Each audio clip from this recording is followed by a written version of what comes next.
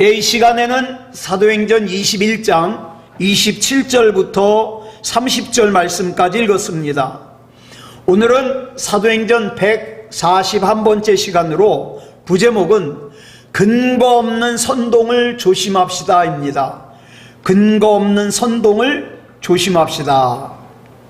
우리는 지난 시간에 주 예수의 이름을 위해서라면 내가 결박을 당할 뿐 아니라 예루살렘에서 죽을 각오도 돼 있다, 이런 마음으로 예루살렘에 온 바울이 율법에 대하여 단호한 모습을 보이지 않고 마치 유대인들의 여론이 무서운 것처럼 율법을 신봉하는 사람인 것처럼 이렇게 타협하는 그런 모습을 보였다 그랬습니다. 이유가 뭘까요? 만약에 야고보와 예루살렘 교회 장로들이 만에 하나라도 바울에게 유대인 그리스도인들 앞에서 율법이 구원받을 수 있는 조건이다, 이렇게 시인하라고 요구했다면 아마 바울은 목숨 걸고 거절했을 거예요. 왜냐하면 예수 그리스도의 십자가 외에는 어떤 율법도 구원의 조건이 될 수 없기 때문이에요. 그런데 그런 바울이 야고보와 예루살렘 교회 장로들의 제안을 흔쾌히 받아들인 이유는 율법이 구원의 조건이 아닌 유대인들의 전통과 관습에 관한 거기 때문에 받아들인 거예요. 자, 유대인 바울이 유대인의 전통과 관습을 존중함으로써 자기의 동족인 유대인들과 어떻게 해요?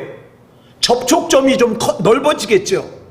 그러기 위해서 그걸 용납한 거죠. 그래서 사도 바울은 고린도전서 9장 19절로 23절에서 이것에 대해서 이 율법을 전통과 그 다음에 이런 것으로 받아들인 거에 대해서 이런 고백을 해요. 같이 읽겠습니다. 시작. 내가 모든 사람에게서 자유로우나 스스로 모든 사람에게 종이 된 것은 더 많은 사람을 얻고자 함이라. 유대인들에게 내가 유대인과 같이 된 것은 유대인들을 얻고자 함이요, 율법 아래에 있는 자들에게는 내가 율법 아래에 있지 아니하나 율법 아래에 있는 자같이 된 것은 율법 아래에 있는 자들을 얻고자 함이요, 율법 없는 자에게는 내가 하나님께는 율법 없는 자가 아니요 도리어 그리스도의 율법 아래에 있는 자이나 율법 없는 자와 같이 된 것은 율법 없는 자들을 얻고자 함이라. 약한 자들에게 내가 약한 자와 같이 된 것은 약한 자들을 얻고자 함이요, 내가 여러 사람에게 여러 모습이 된 것은 아무쪼록 몇 사람이라도 구원하고자 함이니 내가 복음을 위하여 모든 것을 행함은 복음에 참여하고자 함이라. 아멘.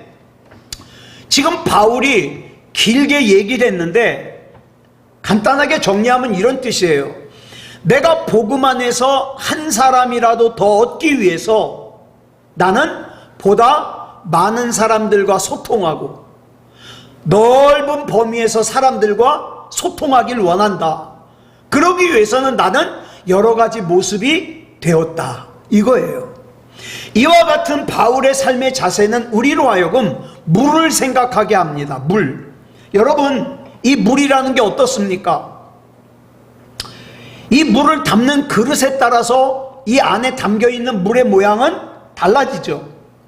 그렇다 그래서 이 그릇에 담겨있는 물의 본질이 바뀌는 건 아니에요. 여러분, 물은 그대로 물이에요. 물은 본질 그대로 자기 물의 본질을 가지고 있으면서 어떻게 해요? 그릇 모양에 따라 모양만 달라지는 거예요. 지금 바울이 그런 거예요. 바울 안에 담겨져 있는 구원의 조건은 오직 예수 그리스도예요. 이거 외에 율법에 있는 사람, 율법이 없는 사람, 강한 사람, 약한 사람에 따라서 바울도 율법이 있는 사람, 율법이 없는 사람, 강한 사람, 약한 사람의 모양으로 변한 것은 왜 그러느냐? 이 본질, 구원의 본질은 바뀌지 아니하고 그 사람들과 접촉점을 가지려고 그러는 거예요. 여러분, 여기서 바울이 언급한 그리스도의 율법이라는 것은 유대인들이 얘기하는 그 모세의 율법을 얘기하는 게 아니에요. 그러면 뭐냐? 이 그리스도의 율법은 예수님께서 주신 새로운 계명이죠. 그게 뭐예요? 서로 사랑하라. 예수님께서 나에게 서로 사랑을 하라 그랬으니까 내가 이 구원의 조건, 근본적인 것만 내가 바뀌지 않는다면 나는 누구든지 다 용납할 것이다. 사랑할 것이다. 예, 바로 이거예요. 물이 그릇에 따라서 모양은 달라지지만 물의 본질인 생명은 그대로 가지고 있는 것처럼 여러분, 절대 생명의 본질은 바뀌면 안 돼요. 저와 여러분들이 누군가를 전도한다고 여러분, 우리 구원의 본질까지 바꾸면 안 돼요. 내가 전도하려는 사람이 꼭 예수만 믿어야 구원받냐? 그러면 그 사람 전도하고 싶어서 맞아 다른 신을 믿어도 구원받아, 이런 얘기하면 안 된다고요.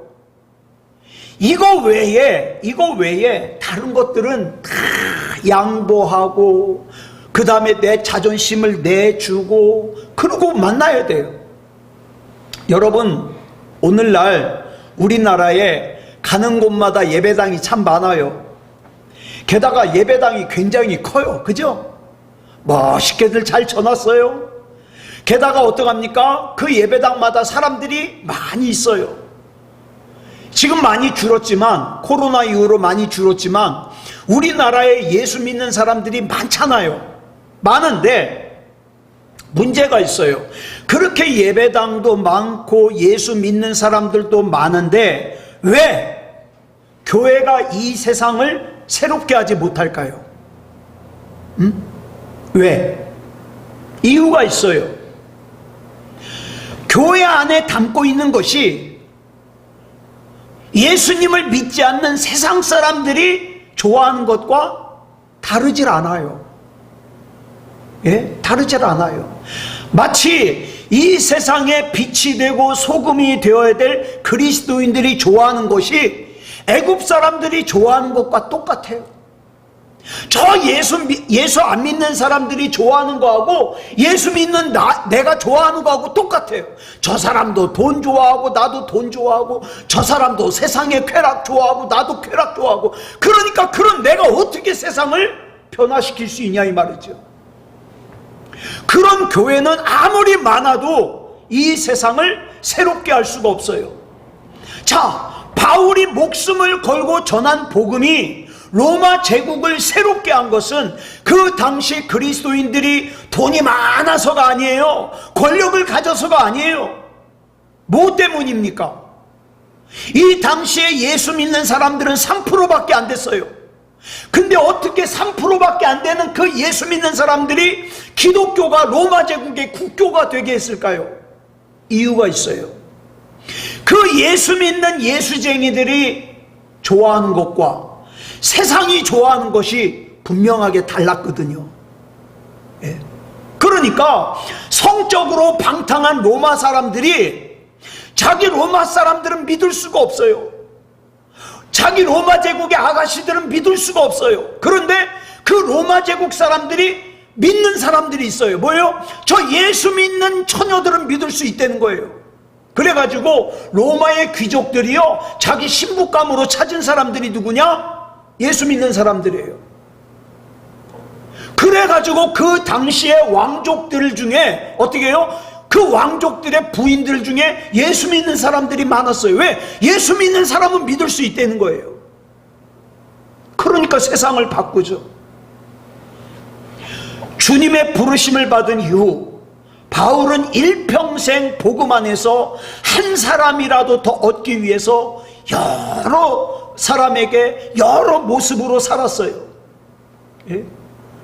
우리는 많이 잘못하는 것이 뭐냐 하면 저 사람이 나한테 맞춰주길 원해요. 내가 저 사람이 나한테 맞춰주기만 하면 난 저 사람한테 참 잘해줄 거야. 아니요, 바울은 그러질 않았어요. 물처럼 언제나 내가 그 사람에게 맞춰줘요. 단 하나, 구원의 조건만 양보하지 않는 거예요. 구원의 조건만. 그래서 바울은 복음 안에서 한 사람이라도 더 얻기 위해서 상대방에 따라 여러 사람의 여러 모습으로 살았지만 그와 같은 자신의 삶으로 인하여 단 한 사람이라도 복음의 본질에 오해를 해가지고 시험 드는 일이 있게 하지 않았다 이 말이에요. 심지어 바울이 뭐라 그랬습니까? 우상에게 바쳐진 고기를 내가 먹는 믿음이 있지만, 먹을 수 있는 믿음이 있지만, 내가 그 고기를 먹음으로써 어떤 사람이 내가 그 고기를 먹었다고 시험에 들 것 같다. 그러면 난 평생 고기 안 먹고 살겠다. 바울이 이렇게 얘기를 했어요. 이와 관련하여 바울은 고린도전서 10장 23절로 24절에서 이렇게 증언하죠. 새번역 성경으로 보겠습니다. 시작. 모든 것이 다 허용된다고 사람들은 말하지만 모든 것이 다 유익한 것은 아닙니다. 모든 것이 다 허용된다고 사람들은 말하지만 모든 것이 다 덕을 세우는 것은 아닙니다. 아무도 자기의 유익을 추구하지 말고 남의 유익을 추구하십시오. 요즘 사람들은 자기 자유가 간섭받는 거 싫어해요. 그죠? 그래가지고 어떡합니까? 옷도 희한한 거 입고 다니는 사람이 있어요. 머리 모양을 희한하게 하는 사람도 있어요. 행동도 특이하게 하는 사람이 있어요. 그래가지고 옆에 있는 사람이 이상해가지고 이렇게 쳐다보잖아요. 그러면 왜 자기가 하고 싶어서 하는데 왜 간섭하냐는 거죠. 보지도 말라는 거죠. 근데 정말 그렇습니까? 자유라고 해서 다 허용이 됩니까? 예? 그리고 허용된 것이 다 자기에게 유익한가요? 여러분, 성경은요, 허용된 것이 다 건설적이고 덕스러운 결과를 가져다 주지 않는다고 얘기하고 있어요. 내가 하고 싶은 거 한다 그래서, 내가 먹고 싶은 거 다 먹는다 그래서, 내 마음대로 산다 그래서 내 몸이 좋아지냐? 아니죠. 망가질 가능성이 더 크죠. 또 그것 때문에 내 주변 사람들을 힘들게 할 가능성이 크죠. 그래서 바울은 아무도 자기의 유익을 추구하지 말고 남의 유익을 추구하면서 살으라고 당부하는 거예요. 왜요? 남의 유익을 추구하는 사람만이 다른 사람과 더불어 살아가기 위한 자기 절제의 거룩함을 이행하기 가능하기 때문이에요. 예. 자, 고린도전서 10장 31절부터 11장 1절까지 새번역 성경으로 보겠습니다. 시작. 그러므로 여러분은 먹든지 마시든지 무슨 일을 하든지 모든 것을 하나님의 영광을 위하여 하십시오. 여러분은 유대 사람에게도 그리스 사람에게도 하나님의 교회에게도 걸림돌이 되지 마십시오. 나도 모든 일을 모든 사람의 마음에 들게 하려고 애씁니다. 그것은 내가 내 이로움을 구하지 않고 많은 사람의 이로움을 추구하여 그들이 구원을 받게 하려는 것입니다. 내가 그리스도를 본받는 사람인 것과 같이 여러분은 나를 본받는 사람이 되십시오. 바울에게는 분명한 삶의 원칙이 있었어요. 뭘 먹든지 뭘 마시든지 무슨 일을 하든지 하나님의 영광을 위해서 하겠다. 여러분, 이 기준에 한번 비춰보세요. 내가 이 행동을 하는 것이 하나님의 영광을 위한 건가? 내가 지금 이 말을 하는 것이 하나님의 영광을 위한 건가? 내가 지금 이 행동을 하는 것이 하나님의 영광을 위한 건가? 그거 봐야 되는 것이죠. 내가 만나는 사람들 가운데 누구 한 사람도 나 때문에 실족하지도 않고 시험 들지도 않고 그들이 모두 구원받을 수 있게끔 이로움을 추구하면서 살아라. 이것이 바울이 우리에게 그리스도인으로서 마땅히 살아야 하는 삶의 원칙이라는 거예요. 예? 그래서 복음 안에서 한 사람이라도 더 얻기 위해서 내가 여러 사람의 모습으로 산다. 무슨 뜻입니까? 내 자존심을 꺾는다는 거예요. 예? 내가 원하는 걸 꺾는다는 거예요. 내려놓는다는 거예요. 그러다 보니까 절제함 속에서 거룩하게 살 수 있는 거죠. 그것은 바울이 혼자 독창적으로 생각해낸 것이 아니에요. 우리를 구원하기 위해서 이 땅에 오셔서 우리 각자의 모습에 따라 여러 모습으로 우리에게 오셔서 우리를 참아주시고 우리를 기다려주시고 우리를 품어주시고 우리의 이로움을 위하여 십자가의 제물이 되신 예수 그리스도께서 친히 보여주신 그 삶의 모습을 바울이 본받는 거죠. 본받는 거예요. 그래서 바울은 이렇게 결론을 내죠. 내가 예수 그리스도를 본받는 사람인 것처럼 여러분은 나를 본받으시오. 이거 교만해서 하는 말이 아니에요. 내가 예수 그리스도를 본받아서 내가 내 자신을 다 내려놓고 오직 구원의 조건 외에는 한 사람이라도 더 구원받게 하기 위해서 맞춰줬던 것처럼 예수님께서 내가 그 예수님을 닮아서 그렇게 살았으니까 여러분도 그렇게 살으라는 거예요.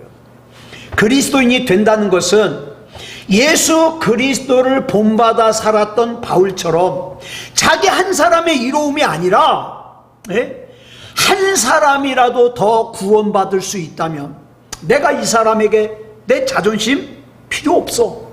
내 유익 필요 없어. 왜? 이 사람이 구원받는 게 나한테 더 중요하거든. 하지만 오늘의 본문은 바울과 정반대의 삶을 산 사람들, 자기의 이익을 위해서 죄 없는 바울을 갖다가 죽이려고 한 사람들이 나와요. 그러니까 바울과 대조되죠. 본문 27절 보겠습니다. 시작. 그 이래가 거의 참에 아시아로부터 온 유대인들이 성전에서 바울을 보고 모든 무리를 충동하여 그를 붙들고, 자, 그 이래가 뭐죠? 야고보 사도가 그랬잖아요. 바울, 당신이 율법을 갖다가 지키지 못하게 사람들을 가르친다 그러니까, 할례를 받지 못하게 가르친다 그러니까 당신이 지금 이 성전에 나실인 서약하고 그 다음에 그 서약이 다 차서 이제 마무리하는 사람들이 있는데 그 사람들이 마지막 제사를 드리는 비용을 당신이 대주시오. 그러면 유대인들이 바울도 율법을 지키는구나 그렇게 할 거 아니냐고 그 이래가 지난 거예요. 그래서 이제 8일째 되는 날은 어떻게 하느냐, 빡빡 깎아요. 머리를 빡빡 깎고 정결 의식을 마무리해요. 자, 그래서 이제 마지막 그 과정만 남았는데 이 야고보와 예루살렘 교회 장로들이 바울에게 맡겼던 이 4명의 나실인 이 서원 기간이 이제 거의 다 끝난 거예요. 7일이 거의 찼으니까 마지막 하루 남은 거죠. 그래서 바울도 그 예식을 갖다가 끝까지 돕기 위해서 떠나지 않고 있었어요. 이제 마침 예루살렘의 오순절을 지키기 위해서 예루살렘을 많은 사람들이 찾아왔어요. 여러분, 이 명절이 되면 오순절은 이스라엘 유대인들의 3대 명절 중에 하나인데 이때가 되면 예루살렘에 세계 각국에 흩어져 있던 유대인들이 많이 모여와요. 그래서 사람들이 많아요. 그 가운데 누가 있었냐? 아시아에서 온 유대인들이 있었어요. 여기서 말하는 아시아가 어디냐? 오늘날 튀르키예, 터키 대륙의 서부 지역, 더 구체적으로 말하면 에베소에서 온 유대인들이에요. 자, 에베소에서 어떤 일들이 있었죠? 바울이 유대교에서 개종한 것 때문에 배신자라고, 배교자라고, 변절자라고 바울을 죽이려고 그랬어요. 그 사람들도 오순절을 맞아서 예루살렘 성에 온 거예요. 자, 이 사람들은 기독교로 개종하지 않은 사람들이에요. 그래가지고 이 사람들은 어떻습니까? 호시탐탐 유대교의 배교자인 바울을 죽일 기회만 찾고 있었어요. 그러자 성전에서, 예루살렘 성전 앞에서 바울을 보자마자 거기 있는 유대인들을 충동질을 해요. 여러분, 우리가 살다 보면 이렇게 우리를 충동질하는 사람들이 많아요. 분명히 내가 직접 본 거 아닌데, 내가 직접 경험한 거 아닌데 내 옆에 와가지고 이랬대더라 저랬대더라. 저도 유튜브 보고 우리 식구들한테 자주 이런 충동을 할 때가 있어요. 아무개랑 사귄대요. 나중에 보면은 가짜뉴스예요. 그래가지고 그걸 얘기한 게 얼마나 창피한지 몰라요. 자, 여기 이 충동하다라는 동사가요, 원문의 미완료형이에요. 미완료형. 그러니까 성전에 모여있는 유대인들에게 바울에 대하여 적개심을 품도록 자꾸 얘기하는 거예요. 자꾸 잊지도 않은 얘기를. 그런데 여러분, 어디에나 충동질하는 사람도 있지만 또 누구도 있어요. 그 충동질에 넘어가는 사람이 있어요. 넘어가는 사람. 성전에 모여있던 사람들, 바울이 그렇게 하는 거 못 봤잖아요. 바울이 그렇게 하는 거 직접 들은 거 아니잖아요. 근데 에베소에서 온 유대인들이 이랬대더라 저랬대더라 그러니까 거기에 충동질을 당한 거예요. 그래가지고 그 에베소에서 온 유대인들과 함께 바울을 붙잡았어요. 자기가 직접 본 것도 아닌데. 여러분, 한글 성경에는 나타나 있지 않지만 헬라어 원문을 보면 바울을 붙들어서 어떻게 해요? 중죄인을 갖다가 잡듯이 바울의 두 손을 꽁꽁 묶어가지고 끌고 갔어요. 여러분, 아직 바울이 죄가 있다는 게 밝혀진 게 아니에요. 재판을 받아야 되잖아요. 그런데 일단 붙잡아서 자기네들 마음대로 묶었어요. 본문 28절 보겠습니다. 시작. 외치되 이스라엘 사람들아 도우라. 이 사람은 각처에서 우리 백성과 율법과 이곳을 비방하여 모든 사람을 가르치는 그자인데 또 헬라인을 데리고 성전에 들어가서 이 거룩한 곳을 더럽혔다 하니. 자, 에베소의 유대인들은 바울의 죄목을 먼저 얘기하고 바울을 붙들어 맨 것이 아니라 어떻게 해요? 먼저 충동질해가지고 바울을 붙잡은 다음에 죄목을 얘기를 해요. 첫째 죄목이 뭐냐? 바울의 첫 번째 죄가 뭐냐? 각처에서 유대인과 율법과 성전을 비방했다는 거예요. 네? 비방했다는 거예요. 그러면서 모든 사람들에게 그 비방하는 것을 가르쳤다는 거예요. 그러면서 이 사람들이 얼마나 헛소문을 퍼뜨렸는지 이 에베소에서 온 유대인들이 그자야 그자 그러니까 다 알아요. 그 유대인들이 말했던 그자 다 알아요. 여기서 말하는 우리말 각처에서로 번역된 헬라어가 판타프인데 이 각처에서라는 말은 뭐냐면 모든 장소에서라는 거예요.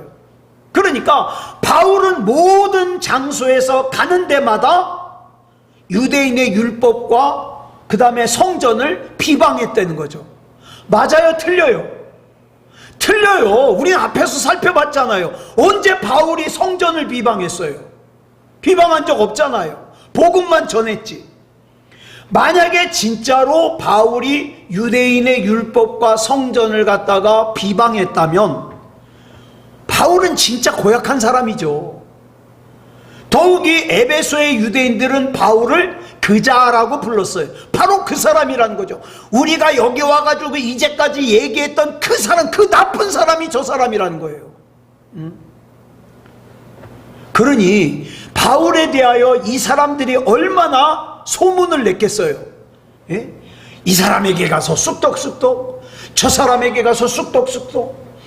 자, 그동안 바울이 거치는 곳마다 바울을 해치려고 했던 유대인들이 바울에 대해서 퍼뜨렸던 거짓 소문들이 얼마나 많아요. 그러니까 그 소문들을 에베소에서 온 유대인들이 다 와가지고 예루살렘 성전에서 또 얼마나 많이 퍼뜨렸겠어요. 그 다음 바울의 두 번째 죄가 뭐냐? 이방인인 헬라인을 데리고 예루살렘 성전 안에 들어갔다는 거예요. 여러분, 예루살렘 성전 안에는요 이방인들이 들어갈 수 있는 곳이 있어요. 그걸 뭐라 그러냐? 이방인의 뜰이라 그래요. 근데 그 안쪽으로 더 들어가는 곳은 이방인은 못 들어가요. 만약에 이방인이 그 안에 들어갔다? 그러면 죽어요. 자, 그런데 이 당시 이스라엘은 로마의 식민지거든요. 그런데도 로마 사람들도 그 안에 못 들어가요. 왜? 유대인들이 그거에 대해서 얼마나 철저한지를 알기 때문에 만약에 로마 사람들이 나는 로마의 높은 직위에 있는 사람인데 그리고 거기 들어갔다가는 전쟁 나요. 그렇기 때문에 이건 진짜 들어갈 수 없는 일이에요. 그러니까 만약에 이 사람들이 얘기하는 대로 바울이 진짜 이방인을 데리고 성전 안에 들어갔다, 그러면 그 이방인도 죽어야 되고 데리고 들어간 바울도 죽어야 돼요. 피할 수 없어요. 그런데 지금 이 에베소에서 온 유대인들이 말하는 두 가지 죄목이 둘 다 거짓말이에요. 둘 다 거짓말이에요. 예? 아는 사람은 다 알아요. 그리고 바울이 이방인을 성전 안으로 끌어들였다, 이것도 전혀 사실이 아니에요. 자, 본문 29절 보겠습니다. 시작. 이는 그들이 전에 에베소 사람 드로비모가 바울과 함께 시내에 있음을 보고 바울이 그를 성전에 데리고 들어간 줄로 생각함이로라. 왜 에베소에서 온 유대인들이 그렇게 생각했냐? 드로비모라는 사람과 바울이 같이 있는 걸 보고 저 둘이 같이 성전에 들어갔구나, 이렇게 생각하는 거예요. 자, 그런데 여기 나오는 이 드로비모가 누군지가 이제 중요하죠. 사도행전 20장 4절에 보면 드로비모 이름이 나와요. 이 드로비모가 누구냐면 바울이 에베소에서 3년 동안 복음을 전할 때 예수님을 구주로 영접한 사람이에요. 그런 다음에 저 예루살렘이 흉년으로 어려움에 처했다는 소식을 듣고 마게도냐와 에베소 사람들이 구제헌금을 모아요. 그래서 그걸 대표자의 손에 들려서 예루살렘에 보냈는데 바로 이 에베소 교회에서 모은 구제헌금을 들고 온 사람이 누구냐? 드로비모예요. 그러니까 바울이 드로비모와 함께 있는 모습을 볼 수 있겠죠. 왜? 구제헌금을 가지고 왔으니까, 에베소에서. 근데 성전 안에는 안 들어갔거든요. 그러므로 이 에베소 교회 유대인들은 없는 걸 가지고 있는 것처럼, 여러분, 거짓말이라는 게 참 이상해요. 이 거짓말을 2번, 3번 반복하다 보면 진짜인 것 같아요. 여러분, 우리는 말하는 거 조심해야 돼요. 예? 내가 직접 본 거 아니면, 내가 직접 경험한 거 아니면 전달하지 말아야 돼요. 왜? 자칫 잘못하면 내가 선동하는 사람이 될 수 있어요. 또 다른 사람이 하는 말, 이랬대더라 저랬대더라, 여기에도 선동당하면 안 돼요. 선동당하면 안 돼요. 지금 보세요. 있지도 않은 일을 가지고 선동하는 사람들과 그 얘기를 듣고 선동당한 사람들이 바울을 고발한 거예요. 억지죠. 지금 이 사람들에게는 자기네들이 말하는 게 진짜인지 가짜인지가 중요하지 않아요. 왜? 지금 이 사람들의 관심은 배교자인 바울을 공개적으로 죽일 수 있는 명분을 만드는 게 중요하거든요. 자, 본문 30절 보겠습니다. 시작. 온 성이 소동하여 백성이 달려와 모여 바울을 잡아 성전 밖으로 끌고 나가니 문들이 곧 닫히더라. 자, 에베소에서 온 유대인들이 바울에 대하여 내세운 근거 없는 2가지 죄목에 예루살렘에 있는 유대인들이 난리가 났어요. 난리가 났어. 바울을 죽이려고. 자, 예루살렘에 있는 유대인들도 자신들이 너무나도 중요하게 여기는 부분을 갖다가 저 바울이 다 어겼다 그러니까 진짜인지 가짜인지 따져볼 생각도 하지 않고 바울을 죽이려고 달려드는 거예요. 여러분, 선동이 이렇게 무서운 거예요. 에베소에서 온 유대인들의 이 충동질로 인해서 이미 예루살렘에 있는 유대인들이 군중 심리로 지금 다 바울을 죽이려고 그래요. 그래가지고 이미 2 손이 에베소에서 온 유대인들에 의해서 결박되어 있는 바울을 끌고 성전 밖으로 나갔어요. 왜 성전 밖으로 나갔을까요? 성전 안에서는 돌로 때려 죽일 수 없거든요. 그러니까 성전 밖으로 끌고 나가서 스데반 집사님처럼 성전 모독죄를 적용해가지고 돌로 때려 죽이려고. 여러분, 잘 보세요. 율법을 향한 맹목적인 열심과 성전에 대한 잘못된 고정관념이 사람들을 이렇게 난폭하게 만들어요. 우리 인간은요, 자기가 이것이 옳다 생각 때문요, 자기 생각을 합리화하기 위해서 사람들이 어떻게 해요? 자기 의견과 반대되는 사람을 갖다가 원수로 만들어버려요. 이거 굉장히 무서운 거죠. 이 잘못된 열심, 잘못된 집착이 이렇게 무서운 거예요. 이거보다 더 중요한 게 뭡니까? 하나님 앞에 무릎을 꿇고 물어봐야 되는데 물어보질 않아요. 하나님, 이 상황에서 나는 어떻게 해야 됩니까? 저 사람들이 지금 바울이 저 두 가지 죄를 저질렀다 그러는데 이게 맞습니까? 여기서 어떻게 판단해야 될까요? 물어봐야 되는데 그러질 않아요. 재판은 고사하고 그럼 바울 당사자의 변명이라도 들어봐야 되는데 필요 없다는 거예요. 그냥 죽이려고 그래요. 여기서 우리말 끌고 나가다로 번역된 동사가 헬퀴오인데 원문은 미완료형이에요. 그러니까 마치 짐승을 갖다가 묶어가지고 질질 끌고 가듯이 두 손을 결박한 바울을 질질 끌고 갔다 이 말이에요. 여기서 우리는 선동을 하는 사람들과 선동을 당하는 사람들을 볼 수 있어요. 여러분, 바울이 복음을 전하는 동안에 항상 이 선동하는 사람들과 선동당하는 사람들이 따라다녔어요. 여러분, 이 말씀을 통해서 우리가 기억해야 될 것이 뭡니까? 절대 불확실한 사실에 대하여 저와 여러분은 선동을 하는 사람이 되어서도 안 되고 선동을 당하는 사람도 되어서는 안 돼요. 게다가 바울이 끌려나가니까 성전을 관리하는 레위인들이 어떻게 했다고요? 성전으로 통하는 문을 닫았다 그랬어요. 여러분, 성전은 사람을 살리는 곳입니다.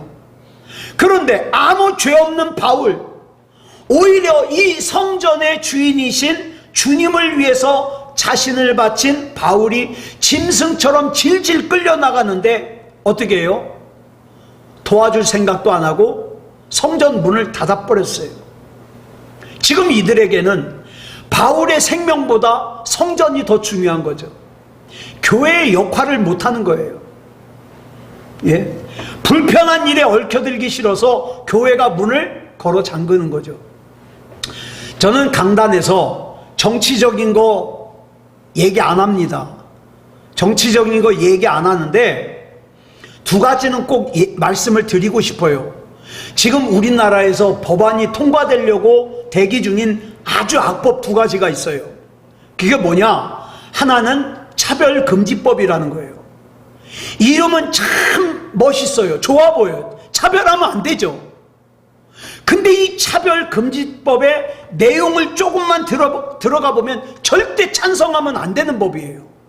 예. 게다가 여러분, 뭐까지 지금 통과시키려고 그러냐? 동성애 하는 사람들이 퀴어 축제하는 걸 갖다가 공식적으로 통과시키려고 그래요. 여러분, 의사들이요, 이구동성으로 하는 말이 뭐냐? 이 동성애는 영혼과 육체가 망가지는 거라는 거예요. 예. 자, 이것들은 막아야 돼요. 막아야 돼요.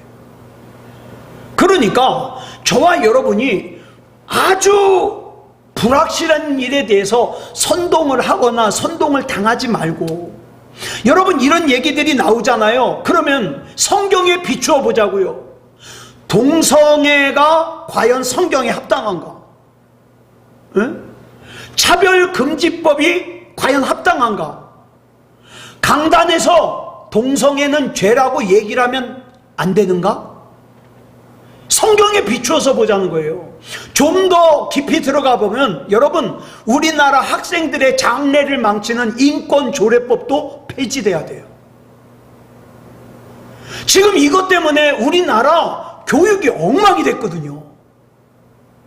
그러면 이것도 한번 보자고요. 이 인권조례법이라는 게 성경에 타당한가?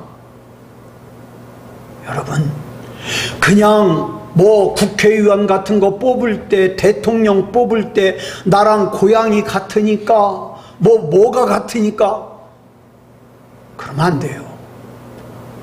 이 사람들이 주관은, 요번에 잘 보세요 여러분. 그 발의를 할 때 거기 조금만 들어가 보면은 어느 국회의원, 여러분 그거 있는 거 아세요? 우리나라의 교회를 폐지해야 된다는 법안을 낸 사람들이 수십 명이라는 거 아세요? 그런 법안도 올라와 있어요. 우리나라에서 교회를 다 폐지하고 예배 못 드리게 해야 된다는. 그건 정치적인 거 이전에 뭡니까? 이거는 하나님의 법에 위배되는 거예요. 그래서 저와 여러분이 엉뚱한 일에 선동당하지 말고, 엉뚱한 일에 선동하지 말고 하나님의 말씀에 비추어서 이게 옳은가, 이게 틀리지 않는가, 이걸 잘 분별을 해야 돼요. 네.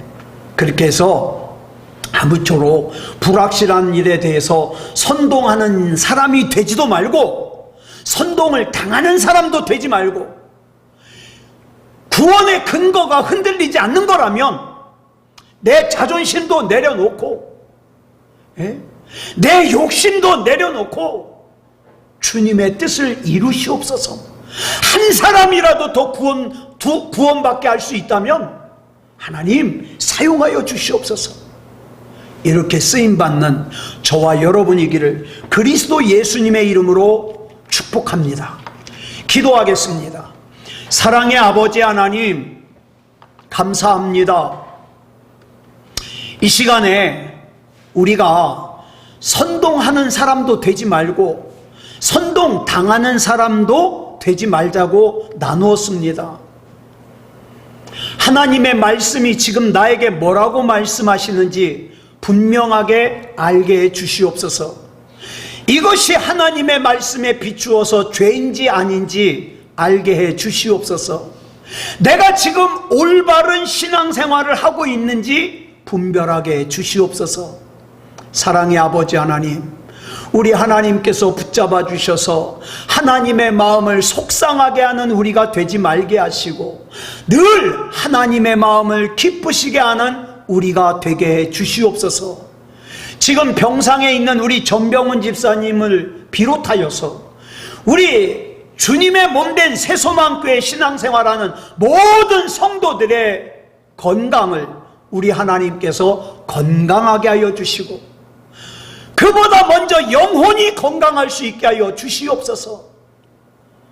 하나님이 보시기에 믿음다운 믿음이게 하시고 구원받을 만한 믿음이게 하시고 생명책에 이름이 기록될 만한 믿음이게 하여 주셔서 하나님께는 영광 돌리고 우리의 삶 가운데는 큰 은혜와 능력이 있는 그런 삶을 살게 하여 주시옵소서.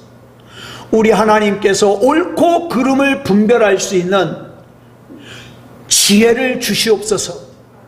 하나님의 말씀에 비추어서 무엇이 옳은지 무엇이 옳지 않은지 분별하여 하나님의 뜻을 따르게 해 주시옵소서. 우리 하나님께서 이 밤에도 붙잡아 주시고 인도해 주실 줄 믿사오며 그리스도 예수님의 이름으로 간절히 기도드려 싸움나이다. 아멘.